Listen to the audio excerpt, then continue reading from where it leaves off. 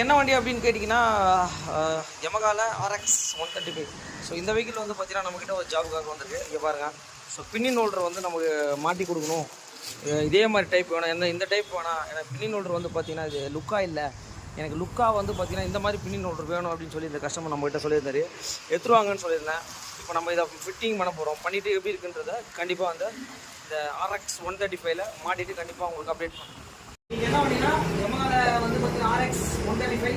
So இந்த பின்னின் holder வந்து பார்த்தீங்கன்னா இந்த வெஹிக்கிள் இருக்குது. சரி, எனக்கு இந்த மாதிரி பின்னின் ஹோல்டர் வேணும் அப்படின்ற மாதிரி நம்ம கஸ்டமர் நம்மகிட்ட சொல்லியிருந்தாங்க. பண்ணி கொடுக்க முடியுமான்னாரு. கண்டிப்பாக எடுத்துருவாங்கன்னு சொல்லியிருந்தேன். எடுத்துரு வந்தார். இப்போ பார்த்தீங்கன்னாலே தெரியும், இது வந்து பார்த்தீங்கன்னா பின்னாடி கொஞ்சம் சேஃப்டியாக இருக்கும், பட் இது வந்து லுக்காக இருக்கும். ஸோ இந்த மாதிரி தான் இந்த கஸ்டமர் கேட்டார்.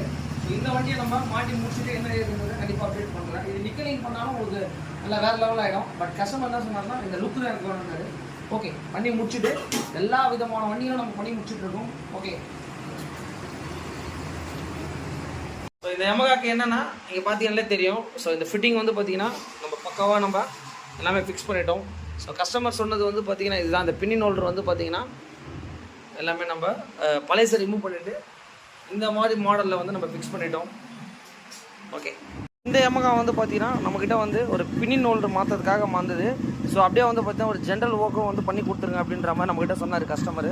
ஸோ இப்போ வந்து பார்த்தீங்கன்னா நம்மளோட ஜென்ரல் ஒர்க் எல்லாமே நம்ம பண்ணி முடிச்சிட்டோம். ஸோ வண்டி எப்படி இருக்குன்றதை நீங்களே பாருங்கள்.